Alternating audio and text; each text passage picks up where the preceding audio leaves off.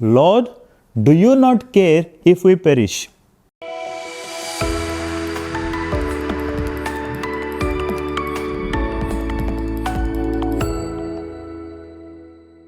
Dear brothers and sisters, today's Gospel is taken from Mark chapter 4 verses 35 to 41.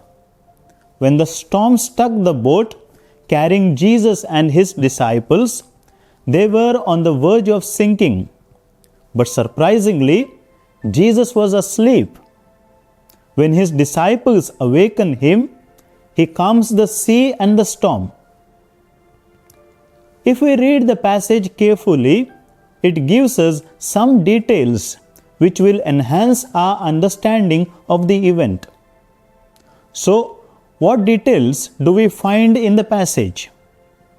Firstly, Jesus had been teaching the entire day.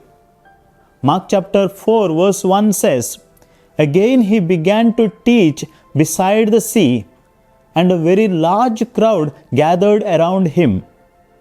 And after that, we have a series of teachings of Jesus, like the parable of the sower and its explanation, the lamp under the bushel basket, parable of the growing seed, and the parable of the mustard seed. And verse 35, which is today's Gospel, states, "When evening had come, he said to them, 'Let us go across the other side.'" This shows how busy Jesus was. Secondly, Jesus makes this journey in haste. Verse 36 says, "Leaving the crowd, they took him with them just as he was in the boat." Just as he was means that there was no preparation. Though we do not find any explanation, yet we find that this journey was made in haste. Thirdly, we find Jesus was tired. Naturally, after having a hectic day, he was tired and fell a fast asleep. So what do we learn from this passage?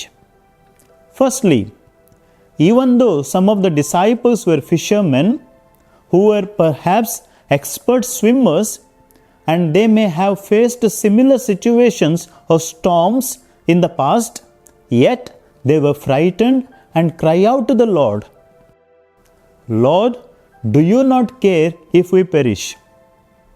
Sometimes we too may have faced similar situations.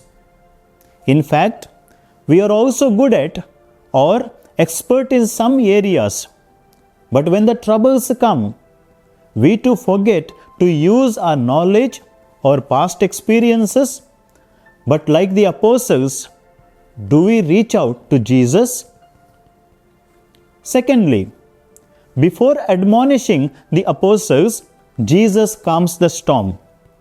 Verse 39 states, "When the wind ceased and there was a great calm, he said to them, 'Why are you afraid? Have you no faith?'" Jesus first calms the storm, and only after that he gives a lesson to his disciples. How do we react when others make mistakes? Do we react first and then try to pacify them? Today, Jesus offers us an effective counseling technique.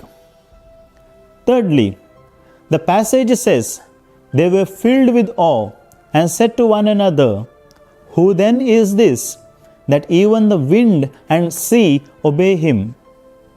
Mark in his Gospel points out to us that Jesus had authority over diseases, demons, and over nature.